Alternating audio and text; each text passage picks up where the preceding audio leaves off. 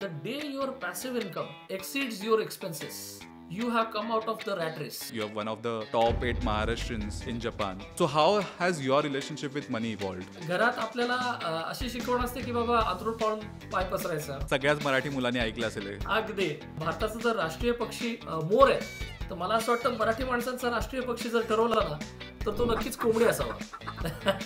की तुम्ही श्रीमंत आहात की नाही? मला अजून आठवतं 8वीत असताना शाळेत हेडमिस्ट्रेसनी बोलवलं होतं आणि सांगितलं की तुला कंटिन्यू करता येणार नाही कारण शाळेची फी तुला भरता येत नाहीये. पैसा जेवढा आला तेवढा भरपूर गेला. 1 फेब्रुवारी 2011 ला रेस्टॉरंट सुरू झालं आणि मार्च 11 2011 1 महिन्यानंतर झालं म्हणजे त्सुनामी. आणि that was the time when I lost everything. My financial advisors always have hard time convincing me कधी फिक्स्ड डिपॉझिट मी बिलकुल करत नाही, चुकून पण नाही. रिअल इस्टेट आणि मराठी माणूसचं रिलेशनशिप थोडं वरचं खालचं आहेच. इन्व्हेस्टमेंट प्रॉपर्टी म्हणून घ्यावी आणि ती रेंटवर ठेवावी यासाठी अजूनही लोकांमध्ये धाकधूक असते. रिअल इस्टेट आता जेव्हा लोक निगेटिव्ह बोलतायत ना that is your best time to invest. मी ऍक्च्युअली सगळ्यांना भेटल्यानंतर ते सांगतो की करून बघा. All tactics in life that work were later on called as strategies. नमस्कार मंडळी, तुमचं स्वागत आहे या शोमध्ये ज्याचं नाव आहे पैसा आणि मराठी माणूस. मी तुमचा होस्ट आशिष ढाकरे. पॉडकास्ट चालू करण्याचा उद्देश फक्त एकच, I want to open up the conversation between पैसा आणि मराठी माणूस. आज मी एका अशा गेस्टला घेऊन आलो आहे जे जपानमध्ये 22 वर्षांपासून राहत आहेत. त्यांचं नाव आहे Rahul Bapat. He is one of the top 10 Indian business leaders in Japan आणि he manages around $8 million real estate portfolio where in he manages 73 real estate units. त्यांनी एक नवीन इनिशिएटिव्ह चालू केलं आहे ज्याचं नाव आहे Merit, which stands for Marathi entrepreneurs rising in Tokyo. आणि याच्या व्यतिरिक्त he is among top 8 Maharashtrians in Japan according to the book Garje Marathi. तर ह्याच्यासोबत आम्ही डिस्कस केलं आहे की आपल्या कम्युनिटीच्या नवीन जनरेशनचं रिलेशनशिप पैशांसोबत कसं बेटर व्हावं आणि बरंच काही. तर चला मग चालू करूया.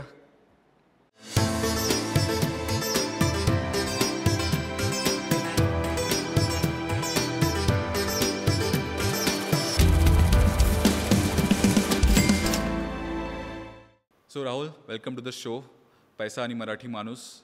कसे आहात आज तुम्ही? थँक्यू आशिष. फर्स्ट क्लास आहे. इकडे वेदर पण एकदम मस्त आहे. कसं आहे Japan? How's Japan treating you? आता it's been what 22 years now? या हो, म्हणजे 23वे वर्ष चालू आहे. Going good so far. You know the concept of the show. तुम्हाला माहितीच आहे की the idea is to get in to the relationship between पैसा आणि मराठी माणूस, राईट? जे थोडं कॉम्प्लिकेटेड आहे. We can, I think we can solve it further.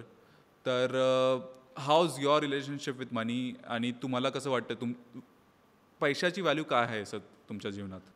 बरीच आहे. म्हणजे व्हॅल्यू आहे पण आणि नाही पण, म्हणजे दोन्ही आहे. कारण काय ना की ती श्वासासारखी आहे. म्हणजे गरज आहे, प्रत्येक माणसाला आज गरज आहे, त्याच्याशिवाय आपण जगू शकत नाही, राईट?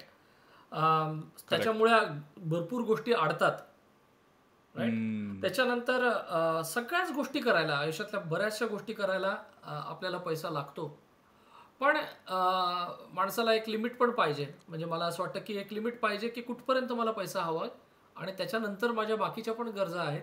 माणसाला आयुष्य जगण्यासाठी फक्तच पैसा पाहिजे असं नाही, पण तो असल्याशिवाय माणसाचं चालू शकत नाही. सो तेवढा गरजेचा आहे, पण एक लेवल माहिती पाहिजे की कुठे थांबायला पाहिजे. बरोबर बरोबर.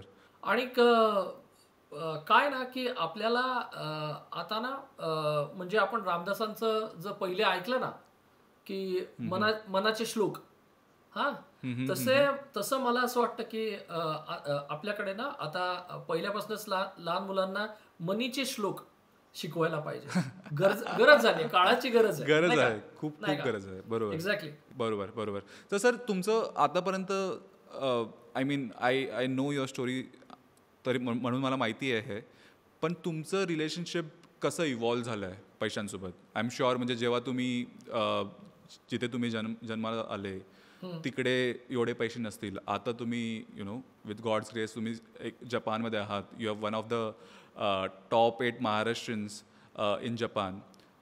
So how has your relationship with money evolved? I had a very humble beginning. म्हणजे अगदी साध्या काय म्हणतात त्याला, मुंबईतल्या एका चाळीतनं आलो मी. त्याच्यानंतर पुण्याला शिफ्ट झालो. पण आमची परिस्थिती अगदीच हालाकीची होती. मला अजून आठवतं की पहाटे उठून मी आणि माझे बाबा 20 लिटरचा पाण्याचा कॅन भरून आणायचो. सो तेव्हापासूनच ना घरामध्ये ती गरज निर्माण झालेली होती. आणि आपण ना मराठी फॅमिलीमधनं येतो, त्यामुळे काय होतं की घरात आपल्याला अशी शिकवण असते की बाबा अंथरूण पाळून पाय पसरायचा, जास्ती फार उड्या मारू नकोस, खूप प्रयत्न करू सगळ्याच नकोस. मराठी मुलांनी ऐकलं असेल हे. अगदी. आणि मराठी माणसांना जर म्हणजे एक काय म्हणतात त्याला, भारताचा जर राष्ट्रीय पक्षी मोर आहे, तर मला असं वाटतं मराठी माणसांचा राष्ट्रीय पक्षी जर ठरवला ना तर तो नक्कीच कोंबडी असावा. कोंबडी म्हणजे पक्षी आहे पण उडावं, पण तेवढंच. पण मग त्यातनं बाहेर यायची मला इच्छा तिथून निर्माण झाली की रोज आपल्या ज्या गरजा आहेत त्याच भागत नाहीत, तर मला काहीतरी करायला पाहिजे. आणि तिथून ट्रिगर सुरू झाला. मग शाळेमध्ये मला अजून आठवतं 8वीत असताना शाळेतनं हेडमिस्ट्रेसनी बोलवलं होतं आणि सांगितलं की तुला कंटिन्यू करता येणार नाही कारण शाळेची फी तुला भरता येत नाहीये. सो तिथपासून मग मला असं गरज निर्माण झाली की नाही, मी रागाच्या भरात त्यावेळेला मला अजून आठवतं आप्पा चौकात पुण्यात जाऊन पुस्तक विकलं होतं. आणि तेव्हा मला कळलं की अरे, वस्तू विकून पैसे कमवता येतात. आणि तिथून जे म्हणतात ना की सवय लागली आणि गरज होतीच, त्याच्याबरोबर हे कळालं की विकता आलं तर पैसा कमवता येतो. आणि मग तिथपासून 10वीत गेलो, फटाके विकायला सुरुवात केली. 11वीत गेलो, पाकिट आणि बेल्ट विकायचो मी डेक्कनवर. डोर टू डोर सेलिंग केलं आणि त्यातनं शाळेची फी, कॉलेजची फी भरायला लागलो. आणि मग तिथून मला लक्षात आलं की पैसा कमवायचा ठरवला तर. आणि तिथून जी सुरुवात झाली ती विथ गॉड्स ग्रेस. मग जॅपनीज शिकलो. कारण जॅपनीज का, तो 300 रुपयामध्ये त्यावेळेला वर्षाची फी होती आमची. फक्त वर्षाला जपानी भाषा फक्त 300 रुपयात शिकता येत होती पुण्यात. आणि त्यामुळे सुरुवात केली. आणि तिथून जे ब्रेक मिळाला, जपानला आलो, तिथून मग पुढच्या गोष्टी घडत गेल्या.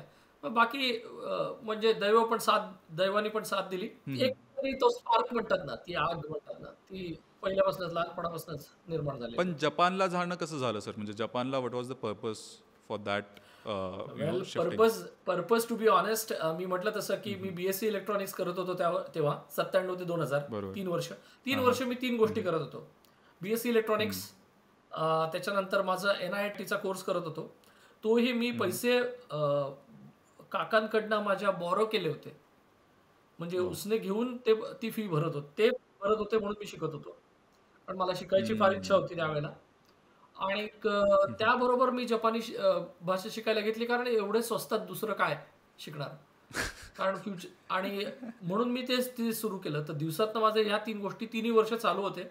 आणि जॅपनीज शिकताना मी 3ऱ्या वर्षी पण मी फार काही सिन्सिअर स्टुडंट नव्हतो. माझा पहिला एकच फोकस होता की काही करून जॉब मिळावा, पैसे यावेत घरात, बस. आणि ट्रान्सलेशन केलं ना आशिष, त्यावेळेला विचार कर, त्या काळी 97 साली 98 साली त्यावेळेला माझ्या वडिलांचा पगार अवघा महिन्याचा 2500 रुपये पण नव्हता. 2000 रुपयेच कसा बसा होता.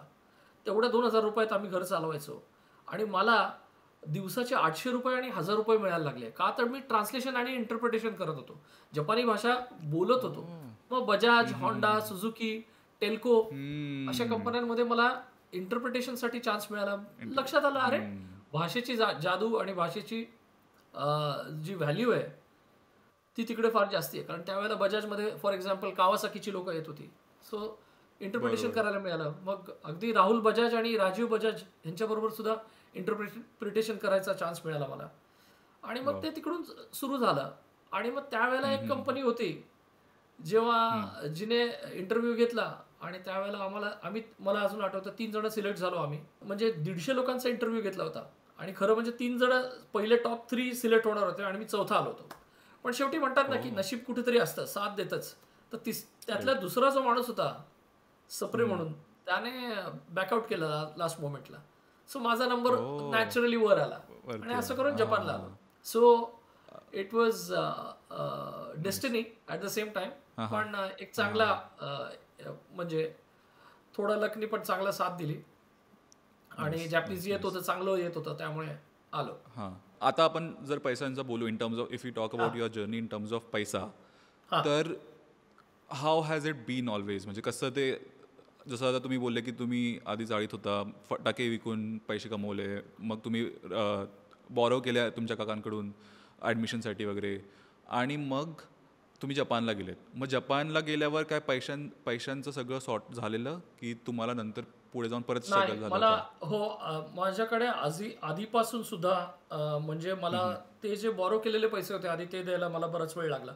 एक 5-6 वर्ष त्याच्यामध्ये गेली आणि मग हळूहळू मी कमवायला लागलो. जॅपनीज माझं चांगलं असल्यामुळे थोडं थोडं चांगले जॉब मिळायला लागले. पण पैशाच्या बाबतीत असं आहे आशिष, की भरपूर गेला मी माझ्या हातून. पैसा जेवढा आला तेवढा भरपूर गेला. म्हणजे मग मी 2009 साली माझा जॉब पण गेला होता, पण त्यावेळेला मला पुढचा जॉब पण मिळाला लगेच. आणि त्यावेळेला मी पहिलं रेस्टॉरंट टोकियोमध्ये सुरू केलं. माझ्या डोक्यात होतं, माझी फार इच्छा होती की टोकियोमध्ये रोपोंगी नावाचा एक मोठा स्क्वेअर आहे, फेमस जागा आहे, आणि त्या स्क्वेअरमध्ये त्या चौकात माझं इंडियन रेस्टॉरंट असावं असं माझं स्वप्न होतं. आणि मग 2009 मध्ये मी पहिले चिबा नावाच्या एरियामध्ये सुरू केलं, ग्योतोकू म्हणून. आणि त्यानंतर रोपोंगीला दुसरं रेस्टॉरंट सुरू केलं. आणि ॲज यू नो 1 फेब्रुवारी 2011 ला रेस्टॉरंट सुरू झालं आणि मार्च 11, 2011 एक महिन्यानंतर झालं, म्हणजे सुनामी, जी मेगा सुनामी झाली त्यावेळेला. आणि that was the time when I lost everything. म्हणजे त्यावेळेला मी थोडंसं काय म्हणतात ना आशिष, की जोश होता, होश कमी होता. तर त्या जोश पुंजी होती ती सगळी पणाला लावली तिकडे, आणि त्यामध्ये बराच लॉसमध्ये गेलो. म्हणजे अगदी एवढं की मी बँकरप्ट झालो, रस्त्यावर आलो. पण with God's grace my journey has been that, म्हणजे I would always say honesty आणि लॉयल्टी हा पार्ट माझ्याकडे पहिल्यापासून असल्यामुळे माझं नेटवर्क जे होतं ना लोकांचं, त्याची पॉवर एकदम स्ट्रॉंग होती. सो त्यावेळेला पण त्या लॉसमधनं माझ्या कंपनीने पण मला मदत केली. म्हणजे आजकाल आपण पाहिलं तर कंपनी कधी प्रायव्हेटमध्ये लोकांना मदत करत नाही. माझी कंपनी पोलारिस, त्यावेळेला मी पोलारिस नावाची one of the top 10 Indian IT company होती. तर त्यावेळेला त्या कंपनीने पण मला मदत केली. माझ्या मित्रांनी मला आर्थिक मदत केली. आणि यू वोंट बिलीव्ह, हे खूप मोठे आकडे मी सांगतोय. आणि त्यावेळेला ते सगळे मदतीला आले आणि मी त्यावेळेला त्याच्यातनं बाहेर आलो हळूहळू. मग मी वेंडिंग मशीन्स, म्हणजे मी ट्रान्सलेशनची कंपनी पण सुरू केली. ती काही दिवस, म्हणजे एजन्सी होती ॲक्च्युली, कंपनी म्हणण्यापेक्षा टेम्पररी होतं. पण त्यातनं हळूहळू बाहेर आलो. मग वेंडिंग मशीन, एक ऑटो वेंडिंग मशीन म्हणून असतं, जिथे पैसे टाकता तुम्ही आणि पाण्याची बाटली किंवा कोल्ड्रिंक्स येतात. तर ती सगळ्यात पहिले घेतली. मग एक छोटी रूम घेतली. अशी एक रूम करत मग 2 रूम, मग 3 रूम, मग ती अख्खी बिल्डिंग, असं करत करत आता टोटल 5 बिल्डिंगच्या वर झाल्या. आणि टोटल माझ्या काय म्हणतात त्याला आता रिअल इस्टेटमध्ये या वर्षाच्या शेवटीपर्यंत साधारण 85 रूम्स, म्हणजे 85 प्रॉपर्टीज होतील. So it's an interesting journey, it's a lot of learning. भरपूर पैसे मी गुंतवले, त्या गुंतवणुकीत सुद्धा भरपूर पैसे घालवले. So it's not that it has been असं सगळं चढच होता कायम, असं नाही. त्याच्यात उतार भरपूर आले. मी जिथे जिथे इन्व्हेस्ट केले त्याच्यातल्या बऱ्याच वेळेला मला त्याच्यात लॉस झाले. पण एक गोष्ट कॉमन आहे की त्याच्यामध्ये ना कन्सिस्टंटली मी कधी हार नाही मानली. म्हणजे लॉस झाला पैशाला, तू सगळ्यात पहिले प्रश्न विचारला ना की काय व्हॅल्यू आहे पैशाची, तर ती तेवढीच आहे. त्याला एवढं पर्सनली घ्यायचं नाही की हा पैसा माझा म्हणजे माझाच राहायला पाहिजे, असं नाही. म्हणजे शेवटी आपल्याला तो शेवटी आपल्याला तो इथेच ठेवून जायचा आहे, राईट? बरोबर. सो तो गेला तर तो माझा नाही, जो पैसा गेला तो माझा नाही, राईट? त्यामुळे जो गेला त्याला मी लगेच विसरू शकतो. म्हणजे ती एक काय म्हणतात त्याला कला म्हणता येईल, की मागच्या 20-22 वर्षामध्ये ती कला मी जोपासली. ती कमवायची जिद्द पाहिजे, पण कमवल्यानंतर ती गेली तर त्याचं दुःख करत बसायला वेळ नाही. दुःख नको. नवीन काय करायचं, नवीन कुठला प्रोजेक्ट मला जो मला पुढच्या माझ्या गोष्टींसाठी फंड करेल, ह्याकडेच माझं कंटिन्युअस लक्ष असतं. सो आता म्हणजे I would say what is my next investment or activity that can fund my next happiness. म्हणजे मला ट्रिपला जायचं आहे, मला फॅमिलीला काहीतरी सेलिब्रेशन करायचं आहे, तर ते माझ्या इन्व्हेस्टमेंटच्या रिटर्न्समधनं आलं पाहिजे, रादर दॅन मी माझ्या सेव्हिंग्स खर्च करून ते करा. बरोबर. सो असाच माझा दृष्टिकोन कायम पैशाकडे आहे की खूप पर्सनली त्याला घेऊन बसायचं नाही. पण कुठून आलं सर हे रिअलायझेशन कुठून आलं तुम्हाला की जसं तुम्ही बोलले की जेव्हा पैसा जातोय आणि तुम्ही एक्सपेंड करताय तर दुःख नाही मानून घ्यायचं, तर हे रिअलायझेशन येणं खूप इम्पॉर्टंट आहे आणि खूप डिफिकल्ट पण आहे. म्हणजे आता मलाच आय एम नॉट सेईंग की मी खूप जास्तच पैसे कमवलेत, पण तरी थोडे आपण काय खर्च करतो. आता जसं एंगेजमेंट झालं आहे, लग्न होणार आहे, तर त्याचा खर्च बघूनच मला असं वाटतं बापरे किती खर्च करतोय आपण आणि एवढी खर्च करायची गरज पण आहे का. पण ॲट द सेम टाईम मला असं पण वाटतं की हा एकच क्षण आहे ज्याच्यात मी एन्जॉय करायचं आहे मला, आणि म्हणजे मला खूप एन्जॉय करायचं आहे, राईट. म्हणजे त्यासाठी ऑफकोर्स पैशांची गरज नाही, पण I want to see people happy. मला माहिती आहे की माझ्या फियॉन्सीसाठी ते इम्पॉर्टंट आहे, तर म्हणून मला ते करायचं आहे. म्हणजे हे रिअलायझेशन आणि हे थोडं म्हणतात ना की to make peace with it I have to think a lot. पण हे तुम्हाला हे कसं रिअलाईज झालं की की पैसे जेवढं आपण कमवतो तेवढं हे पण स्पेंड करणं पण इम्पॉर्टंट आहे. मला अजून आठवतं माझा एक मित्र होता लहानपणी, आणि तो मला सांगायचा, म्हणजे मुस्लिम मित्र होता, आणि त्यांनी मला सांगितलं की आमच्याकडे ना एक कॉमन म्हण आहे, म्हणजे मला खरंच माहिती नाही की कितपत असते, पण तो म्हणायचा अल्ला मेरा खर्चा बडा, अल्ला मेरा खर्चा बडा. म्हणजे ही प्रार्थनाच करतात की माझा खर्च वाढला पाहिजे. So I always thank my expenses. ते एक्सपेन्सेस माझे आले, कुठलाही मोठा एक्सपेन्स आला की मी त्याला थँक्स म्हणतो, कारण दॅट इज माय मोटिवेशन की आता ह्याच्या पुढे मला जायचं आहे आणि माझं इन्कम वाढलं पाहिजे. That has been my motivation. म्हणजे आपण म्हणतो ना की मी माझ्या आजोबांकडे, माझ्या काकांकडे, माझ्या बाबांकडे बघितलं तर माझे बाबा पण हेच म्हणतात, अरे हे राहुल तू काय करतोस, आम्हाला काही झेपत नाही बाबा. कारण त्यांचा बघायचा जो दृष्टिकोन आहे, म्हटला ना की आपला राष्ट्रीय पक्षी कोंबडी आहे. त्यामुळे की उगाच म्हणजे खूप उगाच एक्स्ट्रा ट्राय करू नको रे बाबा, उगाच रिस्क घेऊ नको रे बाबा. पण मला असं वाटतं की एक्सपेन्सेस आले ना त्याला तुम्ही टाळू शकत नाही, आणि मग त्याचं प्रेशर घेऊन बसायचं. ह्यापेक्षा हा वेळ मी त्याच्यात घालवतो की मी आता नवीन इन्व्हेस्ट कुठे करू, मी नवीन कमवायची वेगवेगळी साधनं कशी समोर आणू की ज्याच्यातनं मला नवीन इन्कम जनरेट होईल. आणि एक गोष्ट माझ्या लक्षात आली, ती म्हणजे the day your passive income exceeds your expenses, you have come out of the rat race and you are for the first time you stand in the rich people, right. ज्या दिवशी तुमचं पॅसिव्ह इन्कम तुमचं एक्सपेन्सेसला exceed करेल, that is the time you can call yourself rich. आणि ते objective धरून करायला पाहिजे. ऍक्टिव्ह इन्कम तर चांगलीच गोष्ट आहे, ती तुमची स्किल असते, तुमचा मेन फोकस असतो. पण पॅसिव्ह इन्कम, बरोबर, त्यावेळेला जेव्हा मी झोपतो तेव्हा पैशाने पैसा कमवला पाहिजे. सो सुरुवातीचे जे पहिला जो पार्ट असतो ना पैसे साठवायचा, तो काही एका रकमेपर्यंत तुम्हाला वेळ लागतो, पण त्यानंतर पैसा बरोबर पैशाला ओढतो.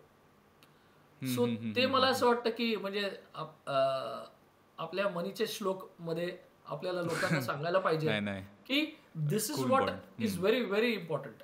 सो आणि त्यातला अजून एक ऍस्पेक्ट असा आहे ना Ashish, that borrowing is important. आता हे आपल्या घरामध्ये सगळेजण सांगतात, अरे बाबा लोन नको डोक्यावर, लोन नको, ईएमआय नाही भरायचे. मला विचारशील तर डेट रादर दॅन बॉरोईंग ना, debt is the biggest asset. आणि तुम्ही जर डेटला चांगल्या पद्धतीने वापरलं तर त्याचा इंटरेस्ट तुम्हाला भरावा लागतो, बरोबर आहे. पण त्या पैशातनं तुम्ही इन्व्हेस्टमेंट चांगली केली, त्यातले रिटर्न्स चांगले घेतले, तर लेव्हरेज जो मिळू शकता त्याच्यासारखं भारी गोष्ट कुठली नाही. त्यामुळे माझ्या घरामध्ये तर सगळे घाबरतात. ते मला सांगतात की बाबा तू एवढं लोन घेऊन ठेवलंय डोक्यावर. पण तेच आहे की पॉझिटिव्ह डेट ना, म्हणजे निगेटिव्ह डेट नाही, positive debt is your biggest weapon, मी म्हणेन. राईट. आतापर्यंत आय थिंक तुम्ही जेवढं तुम्ही आता सांगितलंय त्याच्यात दोन गोष्टी तुम्ही खूप इम्पॉर्टंट बोलले. पहिले तर अल्ला मेरा खर्चा बडा, की expenses you should thank your expenses. And second is debt is important, positive debt is important. Great. आणि तुम्ही जसं एक बोललाय की तिसरा वॉज आय थिंक की साईड पॅसिव्ह इन्कम, ज्या दिवशी तुमची एक्सपेन्सेस पेक्षा मोठी होते तेव्हा you should consider yourself as a श्रीमंत, बरोबर. तर ठीक आहे. आता जसं तुमचे जसं तुम्हाला लहानपणी तुम्हाला एक मित्र बोलला, तर तुमचं एक आयडिओलॉजी झालेली पैशांबद्दल, एक सायकोलॉजी झालेली. बरोबर. पण त्याच्यानंतर जसं तुम्ही बोलले की सुनामीनंतर यू हॅड लॉस्ट एव्हरीथिंग. मग त्यावेळेला इन युअर डिफिकल्ट टाइम्स तुम्ही कसं स्वतःला बॅक करत होता आणि स्वतःच्या आयडिओलॉजीला बॅक करत होता?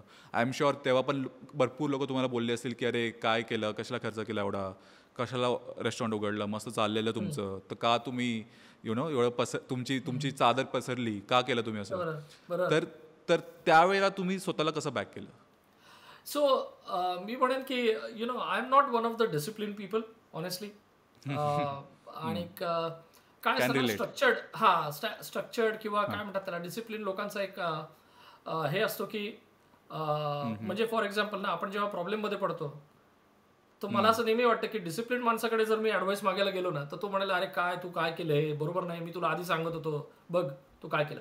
पण हे जर थोडा कमी डिसिप्लिनवाला माणूस असेल ना, तर तो म्हणाला अरे ठीक आहे ना यार, आता मी तुला सोल्युशन सांगतो काय करायला पाहिजे.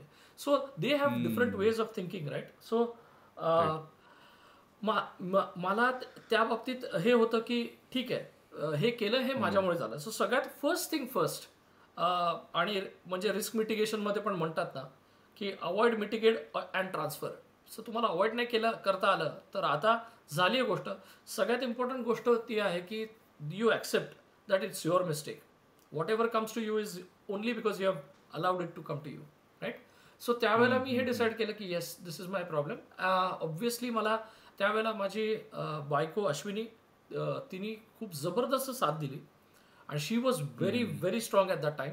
सो शी सेड मुलांना घेऊन मी भारतात परत जाते, तू इथे एकटा राहा. मी एकटा राहायचो इथे 2012 साली.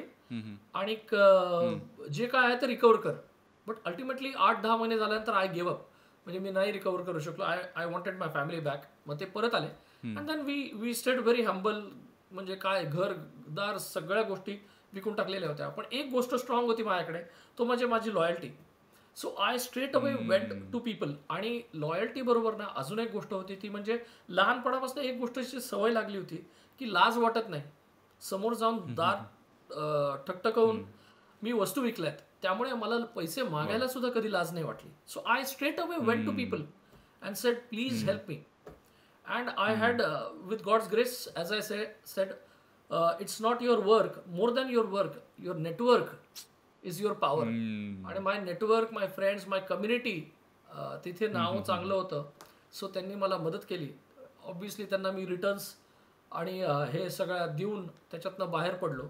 पण त्यावेळेला ना मला मेंटल बॅकिंग माझ्यासाठी ही होती, ती म्हणजे see I only have, you always have choices.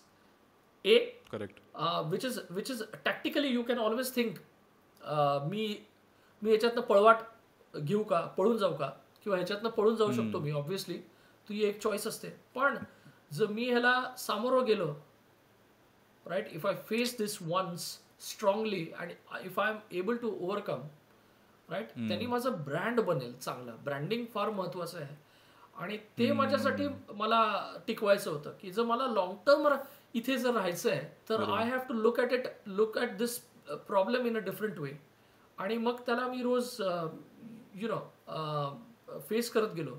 So आहे म्हणजे त्यावेळेला थोडासा यंग होतो, त्यामुळे त्याचाही फायदा झालाच naturally, right. Correct. But of course तरी यंग असून पण हां, आता थोडी भीती वाटते की आता तेवढी रिस्क घेताना थोडंसं ऑब्व्हियसली एज वाईज तुम्हाला but you have maturity as well at this age. मी ते इंट्रोडक्शनमध्ये बोललोच आहे की you have founded something called as Merit, which is Marathi entrepreneurs rising in Tokyo. तर काय आहे याचा उद्देश, काय आहे? पहिले तर खूप सुंदर नाव आहे मेरिट, तर काय उद्देश आहे याचा? थँक्यू. सो मेरिटचा बेसिक उद्देश, आणि खरं सांगायचं तर अजून त्याच्यातल्या ॲक्टिव्हिटीज अगदी काय म्हणतात त्याला की खूपच नेसंट स्टेजमध्ये आहेत. म्हणजे असं काही मी लगेच बॅनर घेऊन असं म्हणू शकत नाही की खूप आम्ही एवढ्या ॲक्टिव्हिटीज केल्या. पण उद्देश बेसिकली 3. सो सगळ्यात पहिला उद्देश म्हणजे जसं आपण मगाशी म्हटलो की मराठी लोकांमध्ये ही एक भीतीच असते की अरे आपण मी काही करू शकेन का, मी करून फसलो तर काय होईल. तर तोच आपला उद्देश आहे की सगळ्या टोकियोमधल्या आणि टोकियोच्या आसपास मराठी लोकांनी सगळ्यांनी एकत्र यायचं आहे, एंटरप्रेन्योर्सनी, right, and help each other. So एकमेका सहाय्य करू. सो आमचा जो मेन मोटो पण आहे ना मेरिटचा. सो एकमेका सहाय्य करू आणि अवघे अवघे हो धनवंत असंच त्याचा मोटो आहे, राईट. सो बेसिकली त्यातनं आम्ही बघतोय की first of all come together and start helping each Marathi fellow man first of all. So आम्ही एकमेकास मदत करतोय. दुसरा उद्देश म्हणजे जे बडिंग एंटरप्रेनर्स म्हणतो त्यांना किंवा वॉन्टरप्रेनर्स, म्हणजे मला व्हायचंय, I want to become an entrepreneur, right. So असं भरपूर लोक असतात, शुक्रवारी त्यांना वाटत असतं की मला काहीतरी करायचं आणि सोमवारी मी करेन आणि शनिवार रविवार परत ते सगळं ते झोपलेलं असतं.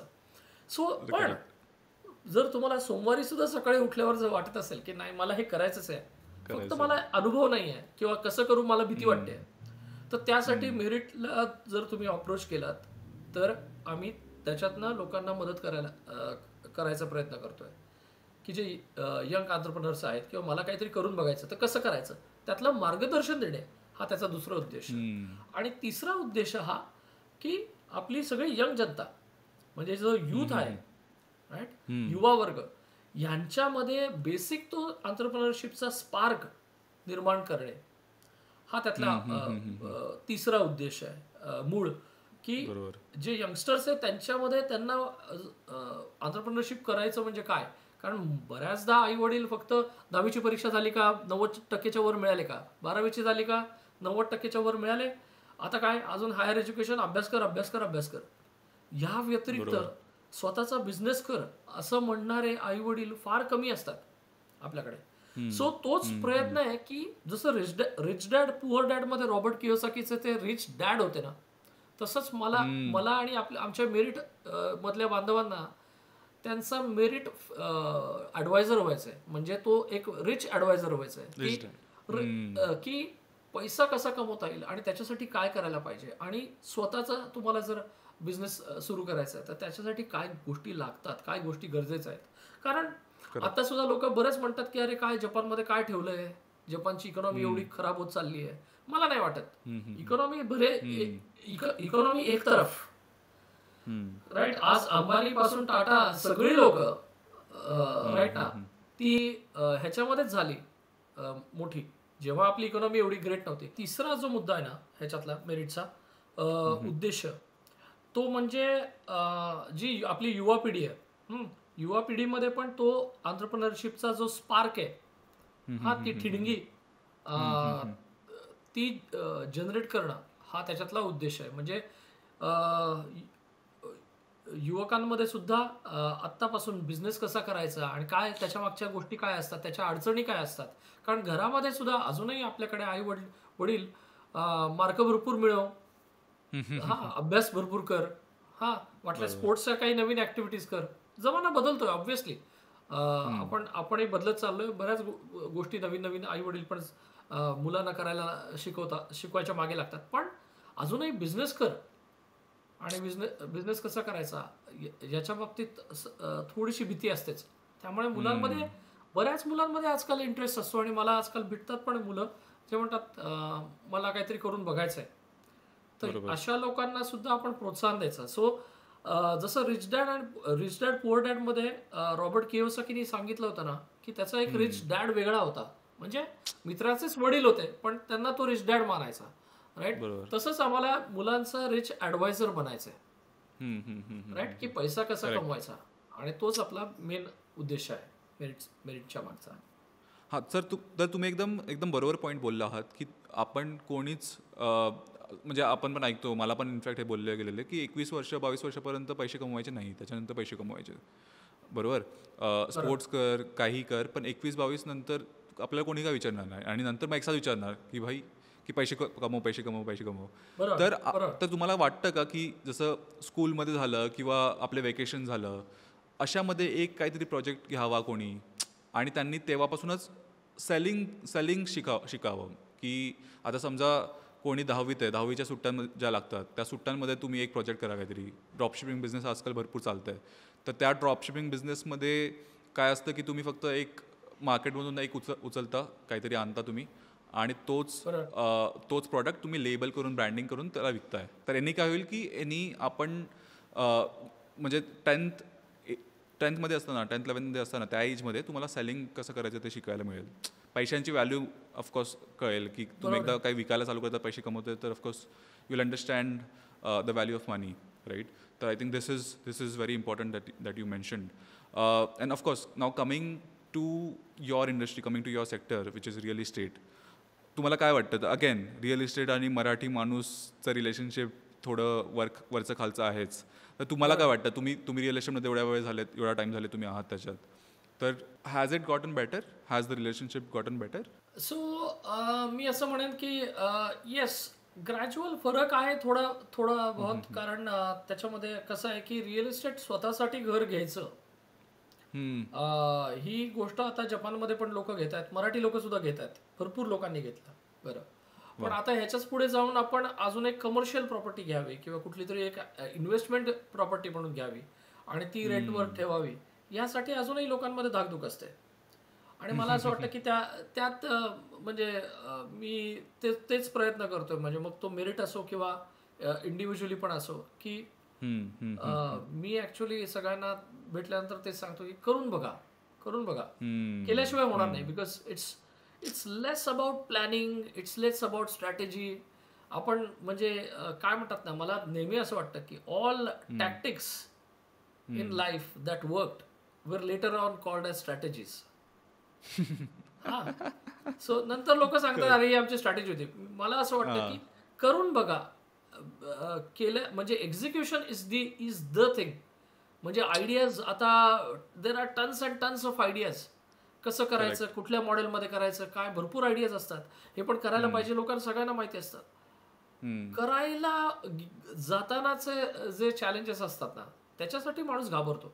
म्हणजे सो मला असं वाटतं की there are 3 types of people on earth, right? The first category who don't move, the second category who can move, and the third and the most important category who actually move, right? आणि ते महत्वाचे आहेत की करून बघा.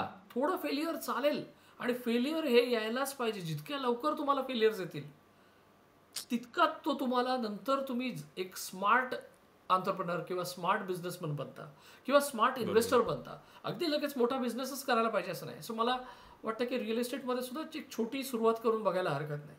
मी असं म्हणत नाही की लगेच जा आणि एक बिल्डिंगच उभी करा, राईट. कारण मी सुद्धा एका ऑटो वेंडिंग मशीनपासून सुरुवात केली, मग एक छोटी रूम घेतली, त्याच्यानंतर वाढवत गेलो आणि मग बिल्डिंग्स तयार झाल्या, आणि मग हळूहळू मी क्राऊड फंडिंग आणि ह्या सगळ्या गोष्टी करायला लागलो. सो मला असं वाटतं की एकदम एवढी मोठी झेप घ्यायची गरज नाहीच आहे तसंही. So you can always go step by step, right. पण पहिली स्टेप करायला हरकत नाही आहे. सो ते म्हणतात ना की पहिली पायरीवरनं दुसऱ्या पायरीला जाताना खालची पायरी सोडावी लागते. आणि मराठी माणूस ती पहिलीच पायरीला घाबरून असतो, अरे सोडू की नको. सो सोडून बघा. दुसऱ्या पायरीवर गेलात तेव्हा कळेल की अरे जाता येतं. सो ते करायला पाहिजे. सो ग्रॅज्युअल फरक होतोय. इंडिव्हिज्युअल्स लोक आता आपल्यासाठी म्हणून घर घेतात, पण इन्व्हेस्टमेंट प्रॉपर्टीज मध्ये पण हळूहळू पडायला लागले. पण आम्ही आता लोकांना तेच मदत करायचा प्रयत्न करतोय की करा, we are there for you, right. बरोबर. बट वाय डू थिंक हे झालंय, म्हणजे आपले Marathi community versus other communities, why do you think की हा फरक आहे? म्हणजे आपण जेवढं कम्फर्टेबल आहोत पैशांसोबत आणि बाकीचे जे आहेत कम्फर्टेबल, मग ते कशातही असू दे, ते पैसे कमवण्यात असू दे, ते डिस्क्लोज करण्यामध्ये असू दे, ते पैशांचं बोलण्यामध्ये असू दे, तेव्हा किंवा ते कोणाला हेल्प करण्यामध्ये असू दे, काहीही असू दे, पण ते Y do you think this has happened? मला असं वाटतं की आपला इतिहास पण बघितला, अगदी शिवाजी महाराजांपासूनचा इतिहास जर बघितला तर आपल्यावर आपण मराठी लोकांची खासियत काय माहितीये का, की आपल्यावर जेव्हा एन्फोर्समेंट झालं, राईट, अतिक्रमण झालं समजा, किंवा मुघल येऊन गेले, त्यावेळेला शिवाजी महाराज पैदा झाला, राईट. आणि तेव्हा आपण लढलो आणि त्यांच्या विरुद्ध जिंकायला लागलो. सो आपल्याकडे ना ऍक्शन पेक्षा आपण रिॲक्शन मध्ये खूप चांगले आहोत. म्हणजे त्रास दिल्यानंतर आपण लढाई चांगली केली. सो आपण आपला इतिहास पण बघितला तर तो लढण्यामध्ये सगळ्यात जास्ती गेला, राईट. त्याचं पण आपल्याकडे एक म्हणजे एक बॅकग्राऊंड ती आहे. आणि त्याबरोबर आपल्याकडे जर तुम्ही महाराष्ट्राचा आपण इतिहास बघितला तर अगदी महाराष्ट्र म्हणजे मुंबई, गुजरात आणि हे सगळ्या गोष्टी पहिले पूर्वी एकत्र होत्या, राईट. 1960 साली का 61 साली महाराष्ट्र निर्माण झाला. तोपर्यंत गुजराती लोक हे सगळ्यात जास्ती तिथे बिझनेस करत होते.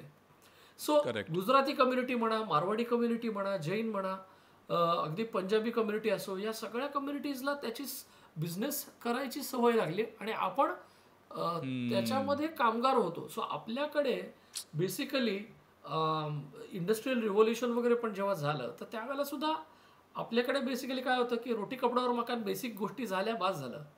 म्हणजे आजोबांच्या वेळेला. आता हळूहळू त्या गोष्टी बदलत चालल्यात की नवे पुढे पुढे जाऊन मग इन्फॉर्मेशन रिव्होल्युशन, आता सोशल रिव्होल्युशन यायला लागलं की क्वालिटी ऑफ लाईफ आणि ह्या सगळ्या गोष्टी बदलत चालल्यात. पण आपल्याला तो बॅकग्राऊंड पण असल्यामुळे ना की जॉब करणे हाच आपला बॅकग्राऊंड झाला. सो हेच जर आपल्या घरामध्ये 4 तुमच्याकडे जर बिझनेसमॅन असतील, जसं मारवाडी लोकांकडे किंवा खास करून गुजराती लोकांकडे सुद्धा ते म्हणतात की कुठलाही नवीन आला एक जण ज्याला बिझनेस करायचा आहे त्याला ते मदत करतात. सो मेरिटची सुरुवात करायचा हाच उद्देश होता की आता आपण मराठी ॲज अ फॅमिली एकत्र येऊया आणि सवय आपल्या घरांमध्ये हळूहळू लावूया, म्हणजे पुढे जाऊन आपण या अशा एक मराठी एंटरप्रेन्योरशिप फॅमिलीज जर आपण बनवल्या ना तर मराठी ॲज अ कम्युनिटी आपण चांगली ग्रो होऊ शकू, म्हणजे एक पुढे जाऊ शकू. So Rahul, I want to put you on spot here and ask you a question की तुम्ही श्रीमंत आहात की नाही? I think this will show की तुम्ही कम्फर्टेबल. किती कम्फर्टेबल आहात. ऑब्विसली. सो मी म्हणतो की इट्स अ रिलेटिव्ह टर्म. म्हणजे श्रीमंती ही माझ्यापेक्षा गरीब माणसासाठी मी श्रीमंत आहे आणि माझ्यापेक्षा श्रीमंत माणसासाठी मी गरीब आहे, right? But if you put me नाव, yes, I would say that I am happy to say that I find myself on the rich spot. Right?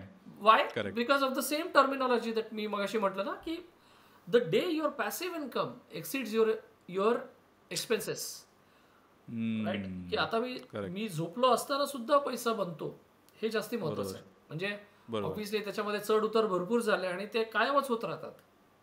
पण येस, एक काय म्हणतात त्याला की मी असं म्हणू शकतो की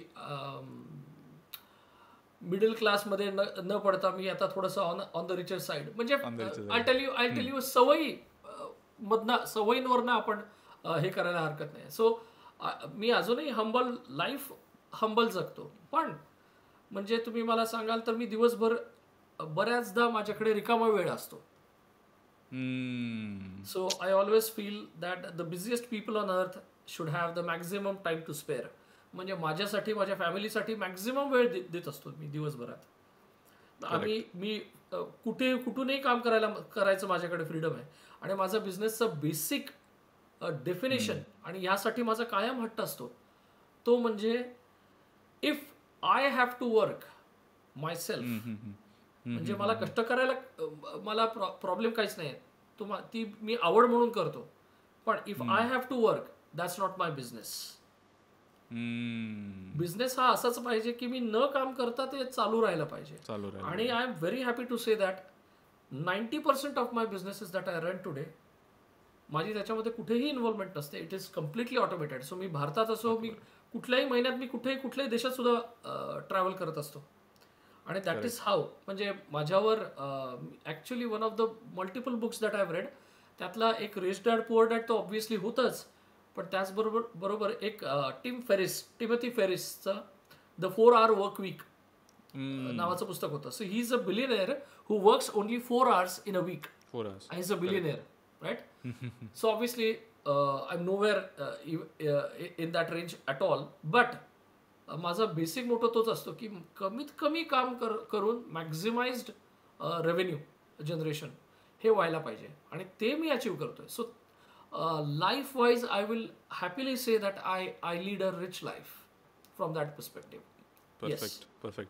सो सर विचारायचा उद्देश एकच होता की आपण आजकाल नाही आहोत, म्हणजे आपण नाही, म्हणजे कम्फर्टेबल नाही आहोत हे सगळं ॲडमिट करायला. म्हणून जेवढेही रिच लोक आहेत in fact in our community they don't like to talk about this, right? म्हणजे आपण नाही बोलत की आपण श्रीमंत आहोत आणि त्याच्यामुळे मग we keep it under the wraps. पण आय थिंक काय होईल ना की once we start talking about this, जसं आता तुम्ही एकदम I can say that you are comfortable with this fact that you are rich and and hence once you are comfortable you can start teaching this to others as well. Actually आजकाल I think that is the biggest problem in our community that you know मी आपण ॲडमिटच नाही करत आहे म्हणून आपण ते लोकांना शिकवायला जात नाही आणि आपल्याला वाटतं की नजर लागेल. आपण जर आपण जर याच्याबद्दल जास्त बोलायला लागलो तर आपल्याच वॉलेटला नजर लागेल लोकांची. त्याच्यामुळे I think this is the biggest fact. What do you think?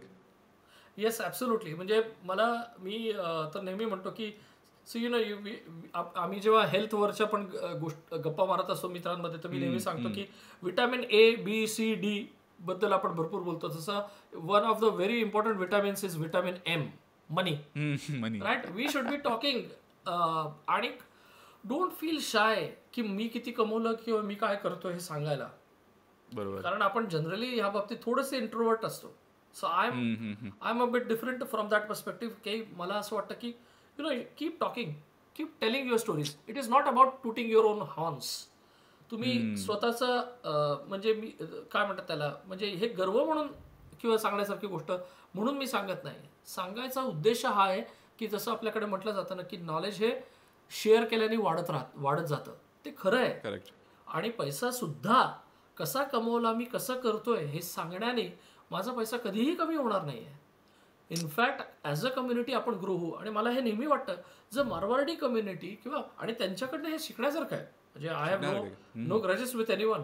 In fact there is a lot of things that we can learn from these communities. आणि जेव्हा सगळेजण करत आहेत, सो मी आता बघतो की चायनीज लोकांनी एवढी इथे रिअल इस्टेट घेऊन ठेवली आहे, तर भारतीय लोकांनी आणि खास करून मराठी लोकांनी इथे घ्यायला काहीच हरकत नाही जपानमध्ये.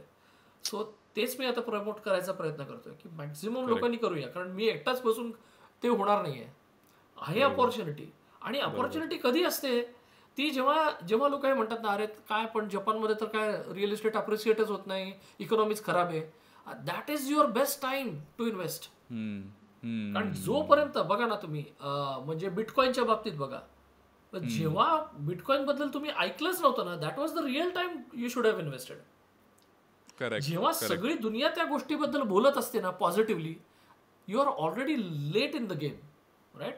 सो रिअल इस्टेट आता जेव्हा लोक निगेटिव्ह बोलतायत ना, that is your best time to invest. So हा वेळ तुम्ही वाचवायला पाहिजे. आणि या सगळ्या गप्पा इनफॅक्ट लोकांनी मारायला पाहिजेत की मी कसं करतो. तर आपल्याकडे हे बऱ्याचदा असं होतं की एवढं ओपनली डिस्कस होत नाही. सो मी इनफॅक्ट ते प्रमोट करतो लोकांना की या बोला, जेवढं तुम्ही शेअर कराल तेवढंच आपण एकमेकाला मदत करू. राईट. करेक्ट. आय थिंक हा खूप इम्पॉर्टंट पॉईंट आहे. जशी मन आहे की नॉलेज जेवढं आपण जास्त शेअर करतो तेवढं ते वाढतं, तसं पैशांबद्दल पण जर आपण जास्त शेअर करायला चालू केलं की कसे पैसे कमवले जातात, तर त्यांनीही तुमचेच पैसे वाढतील. I think at least do it for that purpose. Right. Correct. So अजून एक coming back to your business, as you said 90% of your business can be handled by someone else even if you are not you know on handling daily operations. तर काय हे कोणते business आहेत तुमचे? So basically me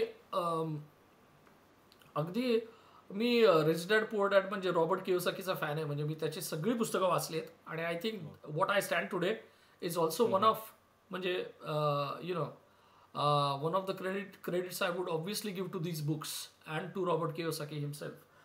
Because त्याच्यामध्ये एक basic concept आहे about माणसाने काय काय करायला पाहिजे आयुष्यात पैसे कमवण्यासाठी. तर there are 4 factors as he says simple. First is employee, second is self employed, third is business आणि last is investor, ESBI. So employee जो असतो तो सुखी असतो सगळ्यात, त्याला फिक्स्ड इन्कम मिळतं पण तो सगळ्यात जास्ती टॅक्स भरतो. सेल्फ एम्प्लॉईड जो असतो तो थोडे कमी टॅक्सेस भरतो पण त्याला कष्ट भरपूर घ्यावे लागतात, त्याला कंपन्यांबरोबर काम करावं लागतं. तिसरं म्हणजे बिझनेस खूप रिस्क घेतो. राईट. त्याच्यावर एम्प्लॉईजचं हेडेक असतं, वर्कफोर्सचं हेडेक असतं, बिझनेस वाढवायचं कसं त्याचं हेडेक असतं, पण तो सगळ्यात जास्ती कमवू शकतो. पण सगळ्यात सुखी actually is an investor. Because इन्व्हेस्टरला कमीत कमी टॅक्सेस भरावे लागतात. आणि that is the time when you can actually automate, eliminate from all businesses and make sure that your money is growing your money. Right. So मी काय विचार केला की रादर दॅन यातल्या एक बनायच्या ऐवजी I will be all 4 at the same time. So I am an employee in a company where I get a fixed income. कारण मला फिक्स्ड इन्कम हवं आहे म्हटल्यानंतर so that is also I look it as my business. म्हणजे employment is also one of my businesses because that gives me fixed income. Correct right. Correct. कारण का तर मी अल्टिमेट माझा गोल आहे टू बिकम ESBI मधला investor. म्हणजे मी आता इन्व्हेस्टर आहे, हार्डकोर इन्व्हेस्टर आहे. I invest in companies. I have invested in health care industry in India, real estate in Japan predominantly, आणि एक दोन छोट्या कंपन्यांमध्ये माझे इन्व्हेस्टमेंट्स आहेत. बट दॅट दोज आर हे.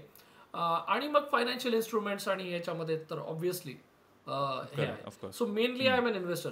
पण मग मला जॉब कशाला करायला पाहिजे? तर करायला पाहिजे because Japan is a very conservative country. आणि का तर इकडे बॉरो करायला, मी मगाशी सांगितलं ना पॉझिटिव्ह डेट, जपानमध्ये आज तुम्हाला लोन जर घराचं होम लोन असेल ना तर यू वॉन्ट बिलीव्ह आशिष 0.1% मध्ये होम लोन मिळतं. 0.1%. Okay, it is that low. Right. And तर मला काय करायचं आहे, तर मला if I am not an employee, the banks look at me as a very risky customer. So an employee, a very simple employee gets the highest benefits as far as loans are concerned. त्यामुळे loan मिळायला खूप सोपं जातं आणि lower interest रेटवर मिळतं. म्हणून job मी नेहमी सांगतो लोकांना, if you want to become an entrepreneur, आणि असं काही नाही आहे की एंटरप्रेनर बनायचं म्हणजे लगेच सगळं सोडलं आणि जॉबच केला आणि रिस्कच घेतली, असं नाही आहे. Calculative risk. So you can still run your own businesses because Japan also allows something called as parallel किंवा पॅसिव्ह इन्कम अलाव करतो ऑफिशियली. जपानमध्ये अलाउड आहे. So what you can do, you can stay an employee at the same time run your own businesses. So मी employee पण आहे. So that allows me, because एम्प्लॉयमेंटच्या बेसिसवर मला सगळे लोन मिळतात, बँक्स मला लोन देतात. ते मी लोन घेऊन रिअल इस्टेटमध्ये आणि वेगवेगळ्या बिझनेसेसमध्ये माझ्या इन्व्हेस्ट करतो आणि I run these businesses as well. Right. So आता माझा रिअल इस्टेट हा प्रॉपर बिझनेस पण असल्यामुळे मी क्राऊड फंडिंग पण करतो. सो क्राऊड फंडिंग थ्रू आम्ही आता प्रोजेक्ट करून बिल्डिंग्स बांधल्या टोकियोमध्ये. सो ते पण मी करतो. So that is basically the thing. त्यामुळे इन्व्हेस्टमेंट हा माझा अल्टिमेट ऑब्जेक्टिव्ह आहे. But I start from employment. So मी असा विचार केला की I will parallelly do all this. Right. So that जेव्हा केव्हा ह्याच्यामध्ये रिस्क मला ॲपेटाईट माझी नसेल समजा, किंवा रिस्क जास्ती वाढली तर I can go towards the employment more. Right. If need be. तशी कधी गरज नाही पडली. गॉट. बट ऑल्सो जसं तुम्ही बोलताय की it's easier to get a loan in Japan if you are working, but if you want that money for your business, बरोबर. बट तुम्हाला काय वाटतं इंडियामध्ये, आय थिंक इंडियामध्ये, I am not sure about this, but इंडियामध्ये it's difficult, right, की तुम्ही जर काम करत आहात आणि तुम्ही लोन घेताय तर तुम्हाला नाही मिळणार लोन बिझनेससाठी तुमच्या. असं काही नाही आहे. It's a limiting belief I would say. Okay. तुम्ही जर मागायला गेलात तर तुमच्याकडे जर प्रपोजल चांगला असेल आणि प्लॅन चांगला असेल तर बँका basically are ready to lend you. The only thing is that भारतामध्ये फक्त एवढंच असतं की भारतामध्ये आपल्याला इंटरेस्ट रेट बेसिकली हाय असतो जास्त, नाही का.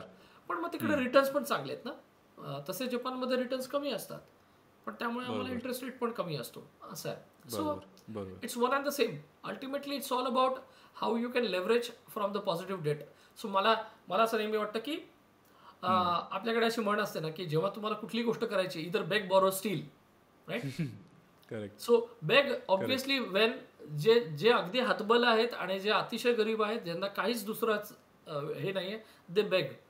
आणि जे इलिगल गोष्टी करतात ते steel. But borrow is your key factor, right? That is the main lever की ज्याचा फायदा घेऊन तुम्ही बिझनेस आणि इन्व्हेस्टमेंट्स करून जास्तीत जास्त कमाई करू शकता. आणि इन्व्हेस्टमेंटमध्ये फायनान्शियल इन्स्ट्रुमेंट्समध्ये सुद्धा जर तुम्ही भारतामध्ये अगदी सिम्पल ह्याच्यामध्ये इन्व्हेस्टमेंट जरी केल्या तर आजकाल returns, look at the Indian economy, आपली इकॉनॉमी फार चांगली होत चालली आहे. त्यामुळे तिकडे सुद्धा त्याच्यामध्ये सुद्धा तुम्ही इन्व्हेस्ट करून ठेवलेत तर त्यातले रिटर्न्स आर अमेझिंग. त्यामध्ये पण मी बघतो की मराठी लोकांनी मॅक्झिमम कुठे काय केलेलं असतं तर फिक्स्ड डिपॉझिट केलेलं असतं. अरे नाही रे नको रे बाबा. बाकी म्युच्युअल फंड मध्ये पण जरा रिस्क असते नाही का. रिस्क असते. नाही, आय थिंक दॅट, बट ते चेंज होत आहे थोडं आता. हा ग्रॅज्युअली चेंज होतं. My generation yes absolutely with my generation I think SIP is compulsory. I mean even if you do FD or not, but SIP आमच्यासाठी कंपल्सरी की it's the safest instrument आमच्या. Yeah, so I have hard time. In fact, my financial advisors always have hard time convincing me कधी fixed deposit मी बिलकुल करत नाही, चुकून पण नाही. म्हणजे मला I tell them if you have plans for fixed deposits, insurance absolutely नाही, माझ्याकडे यायचंच नाही. दॅट्स वेस्ट ऑफ हे. Mutual funds is a safe game. आणि स्टॉक्स आणि या सगळ्या गोष्टी आर स्टील ओके. म्हणजे you no high risk and high returns असं पण असतं. सो आपापल्या अपेटाईट प्रमाणे आपल्याला हे करायला पाहिजे. पण मला तेच वाटतं की थोडी काय म्हणतात ना की ते आपल्या फिक्स पॅटर्न्स आहेत. मध्ये मी एक व्हिडिओ बघितला होता, फार चांगला होता, की दॅट वॉज सेइंग की पाय पसरून बघायला पाहिजे. ॲक्च्युली पांघरूण जरी लहान पडलं ठीक आहे, थोडी थंडी वाजेल हरकत नाही, पण थोडं पसरून बघा, प्रयत्न करायला पाहिजेत आणि त्याच्याशिवाय होणार नाही. So Rahul, I also want to understand की what is the perception of Maharashtrians in Japan. Japanese लोक आपल्याबद्दल काय विचार करतात? एकतर महाराष्ट्रीयन रेकग्नाइज होतंय तिकडे की फक्त ते म्हणजे इंडियन्स असेल आपल्यासाठी ऑफकोर्स, तर what is the perception? तर भारतीय लोकांबद्दलचं परसेप्शन आहे की सगळ्यात पहिले ना ॲज अ देश म्हणून आपलं नाव आता सगळीकडे रेकग्नाइज होत चाललंय.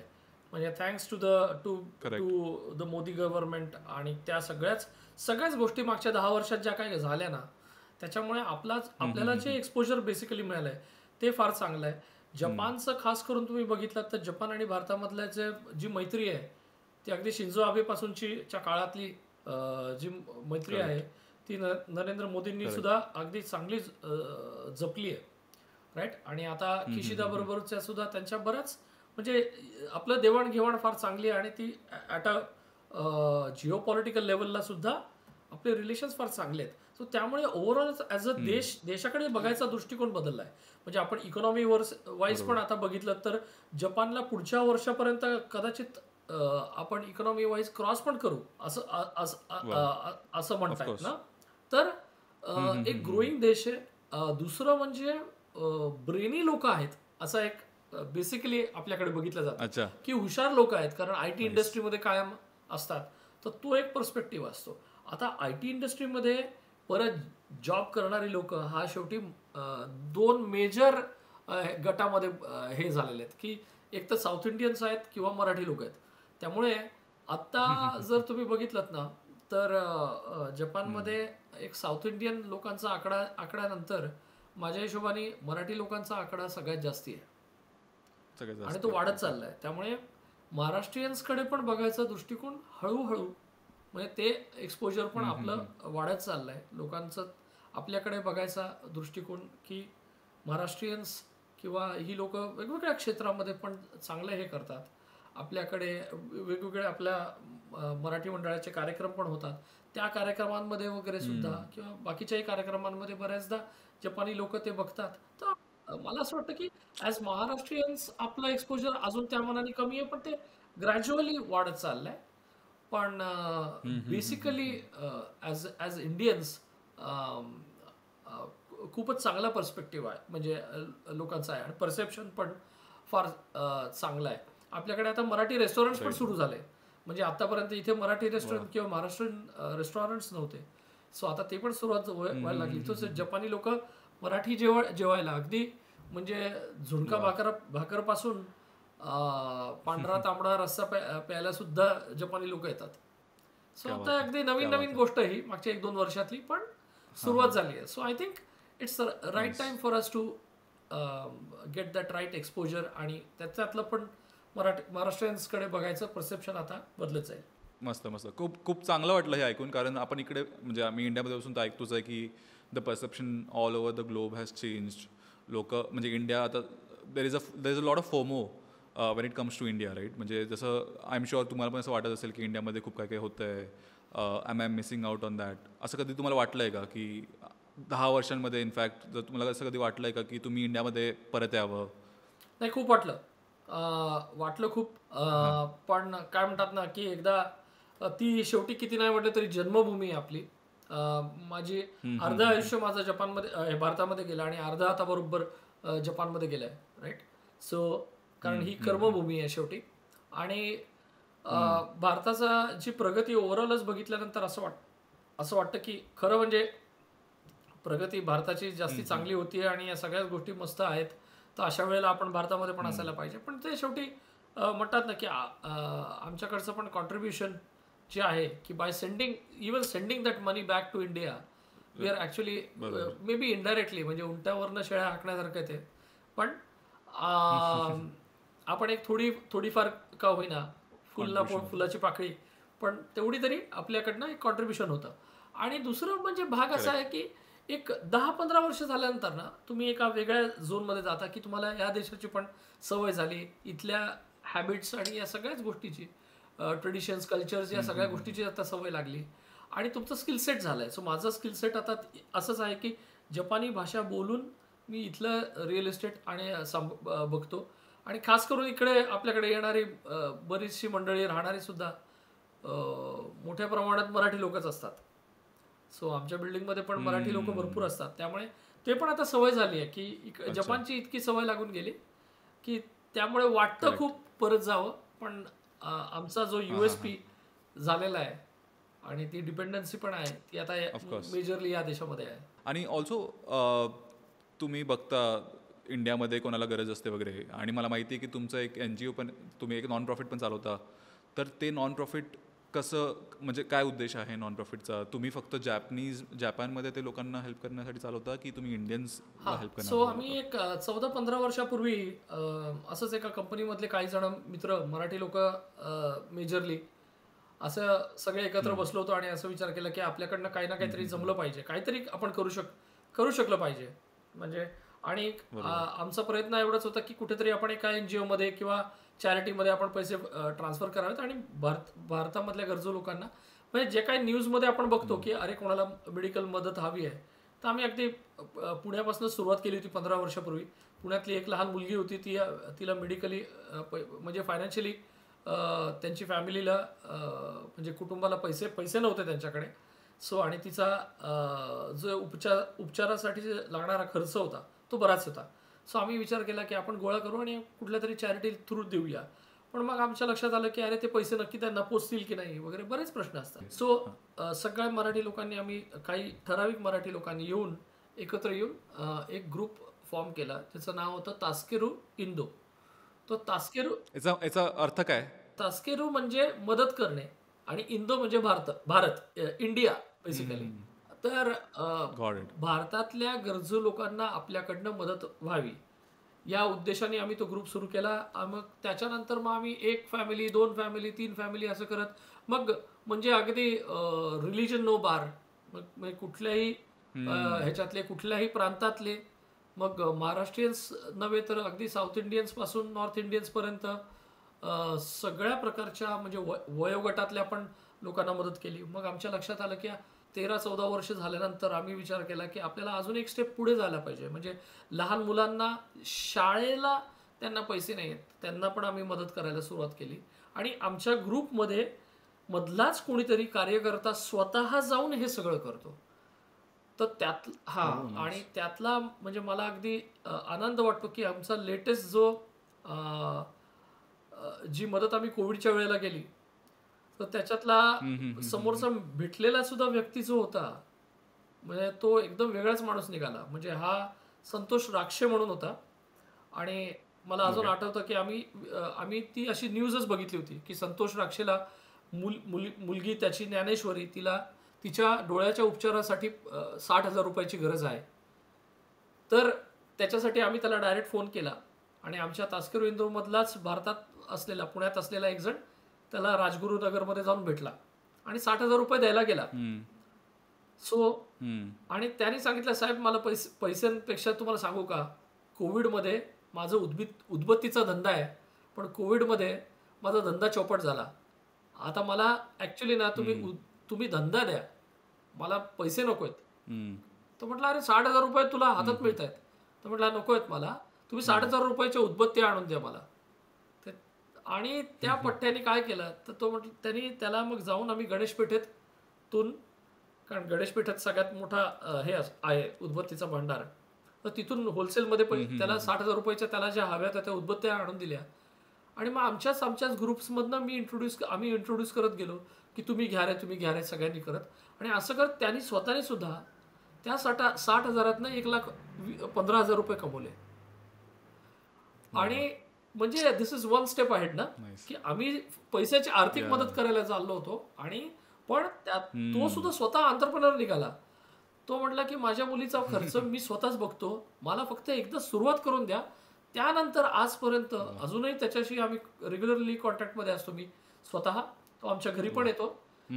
आणि तो म्हणजे त्याच्यानंतर त्यांनी रिक्षा चालवतो.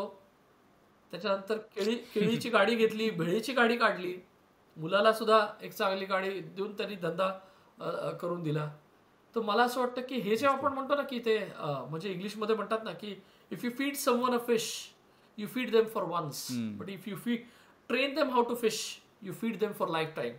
आणि मला असं वाटतं की तोच एक स्टेप आम्ही आता पुढे जायचा प्रयत्न करतोय तास्क्युर इंदोमधनं, की आपण दुसऱ्यांना पैसे कमवायला मदत करूया पैसे देण्यापेक्षा.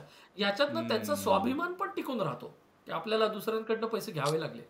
कारण हा बराच स्वाभिमानी माणूस होता आणि त्याला बिझनेस करायचा पण होता तो.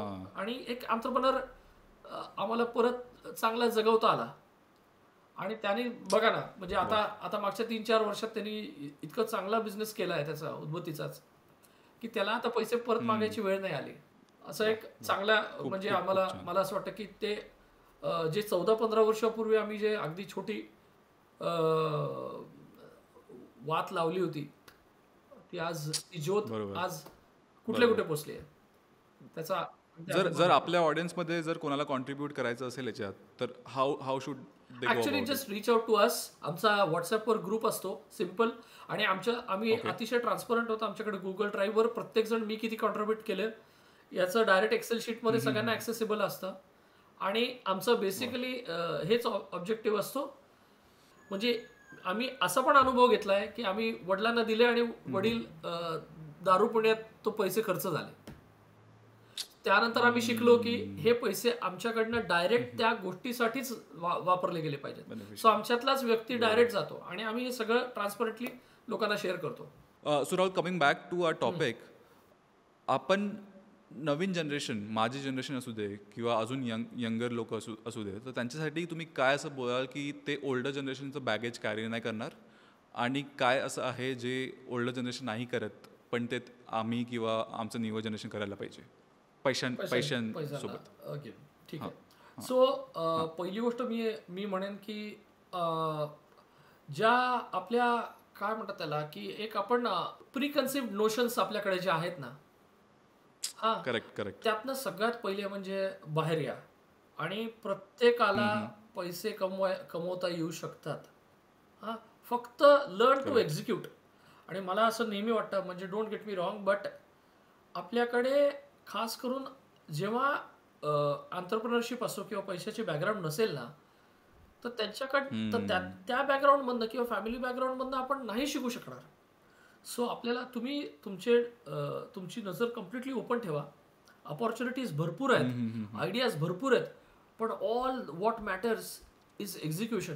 तर सगळे जे मोठे लोक आहेत ना, दे वर never so much discipline. So discipline हा पार्ट गरजेचा आहे, जो आपल्या शाळेमध्ये आणि आपल्या घरामध्ये सगळे शिकवतात. पण डिसिप्लिनचा एक साईड इफेक्ट हाच असतो की त्यामुळे ना आपल्याला त्या सिक्वेन्समध्ये आणि त्या डिसिप्लिन थ्रूमध्येच करायला आवडतं.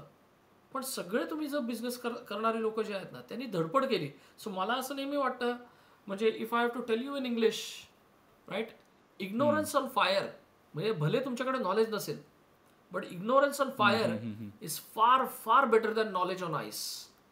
ज्ञान आहे पण थंड बसले साईडला, तो माणूस काही करणार नाही. पण त्यापेक्षा अज्ञानी माणूस पण स्पार्क आहे आतमध्ये, आग आहे, हा माणूस नक्की पुढे जातो.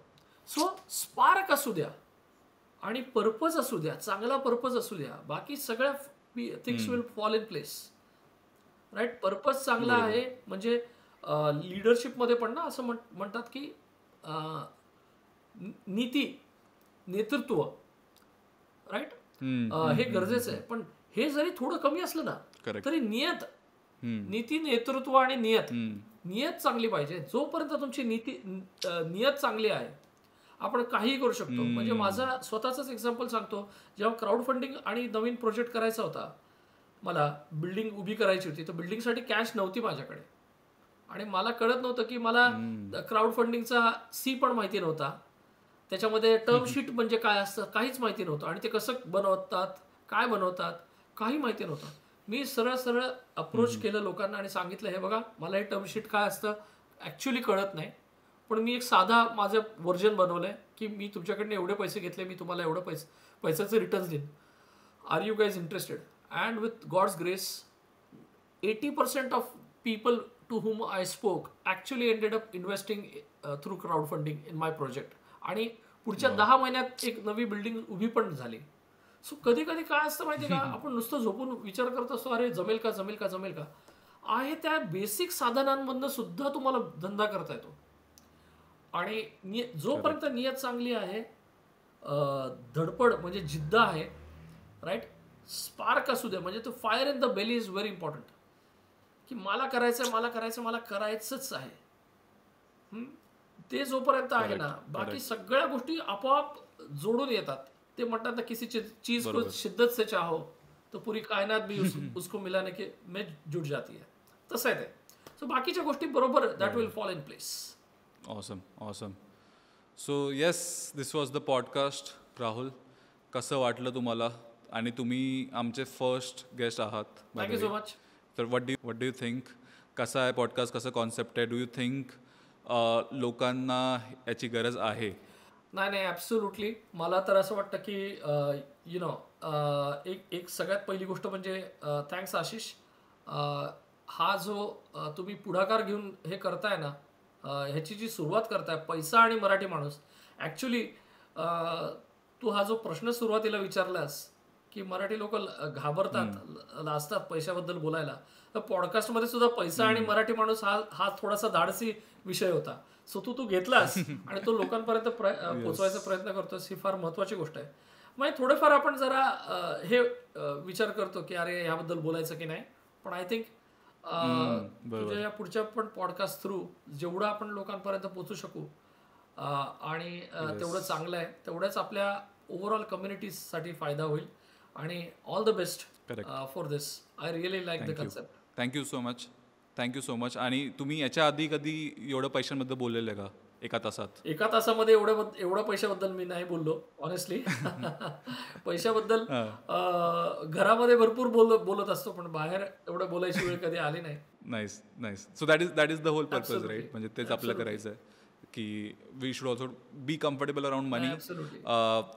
आपल्या यंगर जनरेशनसाठी हे जास्त इम्पॉर्टंट आहे की जोपर्यंत ते होत नाही, जोपर्यंत ते बोलणं चालू करत नाही, तोपर्यंत ते होणार नाही. आणि त्यांनी मला तरी वाटतं की या पूर्ण पॉडकास्टमधून ही शिक घ्यावी की यंगर म्हणजे तुम्ही जसं लहानपणापासून पैसे कमवायला लागला, फटाके विकूनच का ना, पण आपली नवीन जनरेशन पण ते करायला पाहिजे. म्हणजे जोपर्यंत आपण ते करत नाही, फक्त म्हणजे किती श्रीमंत तुम्ही असला घरातून, पण ते एक क्वालिटी आली पाहिजे आपल्याला. Thank you so much. ठीक आहे Rahul, thank you so much. Thanks for the opportunity. परत पुन्हा बोलू. Thank you so much.